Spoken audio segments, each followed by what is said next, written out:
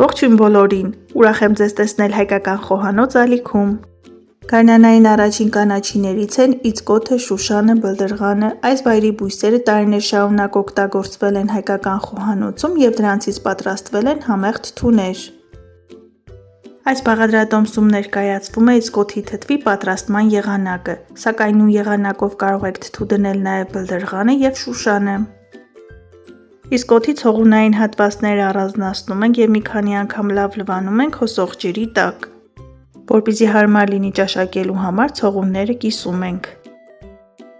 Կաթսայով ջուր ենք դնում գազօջախին, երբ ջուրը սկսի եռալ, ավելացնում ենք կանաչին։ Առանց աղ ավելացնելու եփում ենք 5-ից 8 րոպե, կախված ցողունների հաստությունից։ Բարեկամներ, քանի որ բլդրղանը և շուշանը ավելի նուրբ կանաչիներ են, դրանք եփում ենք ավելի քիչ՝ 3-ից 4 րոպե։ Իծկոթի տերևներից շատ համեղ աղցան է ստացվում։ Պատրաստման բաղադրատոմսը կթողնեմ նկարագրությունների բաժնում։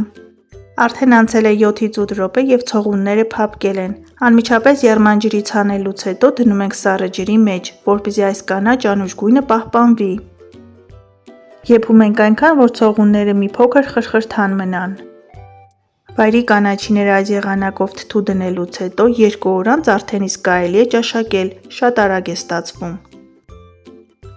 Կանաչին սառը ջրի մեջ դնելուց եփելու պրոցեսը կանգնում է և պահպանվում է բույսի կանաչ գեղեցիկ գույնը։ Գարնան վերջին ամսին ես միշտ պատրաստում եմ բլդրղանի, իծկոթի և շուշանի թթու, սակայն երբեք չեմ պահածոյացնում։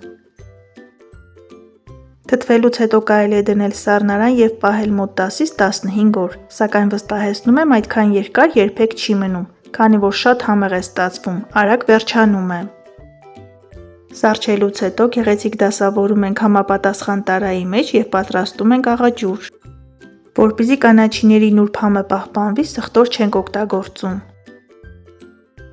1 լիտր սառը ջրի վրա ավելացնում ենք 1.5 ճաշի գդալ խոշոր աղ, մի լավ խառնում ենք և ավելացնում ենք կանաչու վրա։ Այսպես պատրաստում ենք այնքան աղաջուր, մինչև ամբողջ կանաչին ծածկվի։ Իսկ դուք ինչպես եք անվանում այս կանաչին, շատ հետաքրքիր է, գրեք մեկնաբանություններում։ Թողնում ենք 2 օր, որպեսզի թթվի և անուշ ենք անում։ Բարի ախորժակ։ Այսօր էլ այսքանը, սիրելիներս, պատրաստեք սիրով, եղեք առողջ և օրհնված, ցտեսություն, կհանդիպենք հաջորդ տեսանյութերում։